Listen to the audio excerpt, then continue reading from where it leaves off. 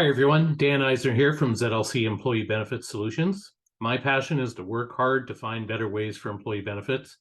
And I do this by partnering with finance and HR leaders in the market and by leveraging my relatively unique profile. More than 20 years of experience as an employee benefits advisor and my skills as the only chartered professional accountant working in this industry in the local market. Thanks for joining me today for this podcast where I would like to discuss what I think is an interesting idea. Why wouldn't you sell your employee benefits program to current and prospective employees in the same way that you sell whatever goods or services that you produce for your customers? As always, I'm going to give you my thoughts, but I'm really interested to know what you think. In particular, how have you managed this in your organization? Do you see the process of attraction, retention, and engagement of employees similar to the classic sales process? So please share your thoughts in the comments section if you can. Also, if you like what you hear and want to learn more, be sure to like, follow, and hit that subscribe button to be notified about other podcasts to come. Okay, let's get started. So I think it's pretty safe to say, regardless of the type of business that you're involved in, you're likely trying to sell something, whether it's a tangible product or some type of service. It's also pretty safe to say that these sales efforts are usually conducted in some form of competitive market environment. If you don't do it better than your competitor, you risk losing the business. So in order to be competitive, most businesses invest significant amounts of resources and energy into marketing and sales activities. So you're probably asking, hey, Dan, what's this got to do with employee benefits? And I truly believe that benefits plan sponsors need to have the same marketing and sales perspective when it comes to competing for key talent. Regardless of the type of business you're involved in, you need people to run your business, and thus you need a people strategy to support your broader business strategy. And study after study, survey after survey, they all confirm that employee benefits continue to be one of the most valued components of an employment benefit offering. And therefore, it makes a lot of sense that your employee benefit strategy supports your people strategy. And based on our experience at ZLC Employee Benefits Solutions, it appears there may be untapped opportunities to do better in selling an employment brand. So organizations spend lots of time and energy in advertising and recruiting for new employees. So think about it. Advertising is similar to marketing, and recruiting is similar to selling.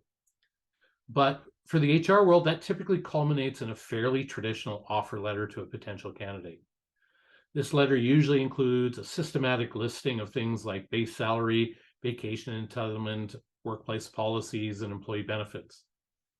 For the employee benefits portion of the offer letter, I often see that the benefits are laid out like an insurer's booklet, very systematic, describing benefits like life, accidental death and dismemberment, long-term disability, health, dental, etc.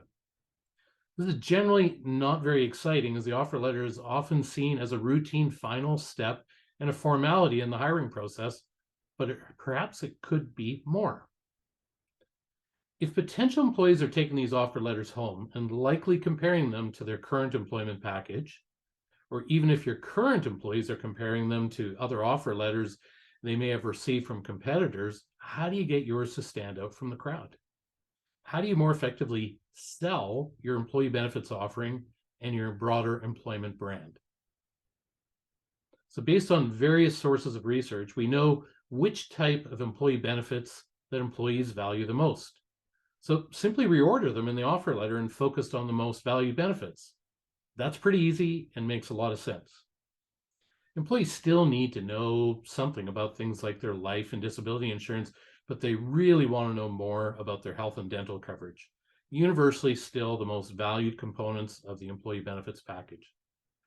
As well, if you're able to provide spending accounts, either or both of non-taxable healthcare spending accounts or taxable spending accounts, wellness accounts, lifestyle accounts, these will certainly resonate more with prospective employees and therefore should go right up front, as we know that employees want the additional choice and flexibility that those programs provide.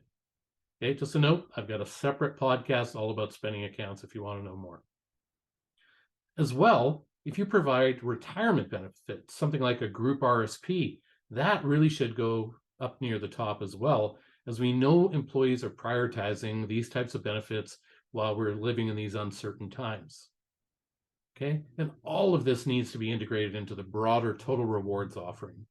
If you provide great time off policies or have the best incentive plans, again, all that should go closer to the front. So here's another idea for your consideration. Think perhaps the greatest opportunity lies around tapping into your own existing marketing and sales department, which they're normally focused externally selling your product or your service, but get them involved and get their perspective on the recruiting programs and the offer letters. Given that organizations are always in the business of selling their employment offer letter, why not get the professional support of the internal team and resources that are already experts in the area of selling products and or services externally? As well, if you continue to work on this, there might be an opportunity to develop some type of more sophisticated employment brand. And that brand could support the broader business strategy. And in a best case scenario, you might actually be able to tie your employment brand into your business brand. And that's becoming more important in a world where some employee groups, particularly the millennials and Gen Z groups, they're really more focused on what is a business's brand and what do you stand for? Okay, those are my thoughts and my opinions. Obviously, let me know what you think. Was this advice helpful? More importantly, how does this compare to what you're hearing from your current advisor or other advisors in the market?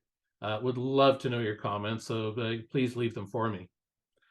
As well, I'm really interested to know if there are other current topics that you'd like to see me cover in future podcasts. Let me know what's bothering you, keeping you awake at night, anything to do with your employee benefits programs. So thanks for joining me today. Be sure to subscribe to my YouTube channel for a notification on the next video podcast.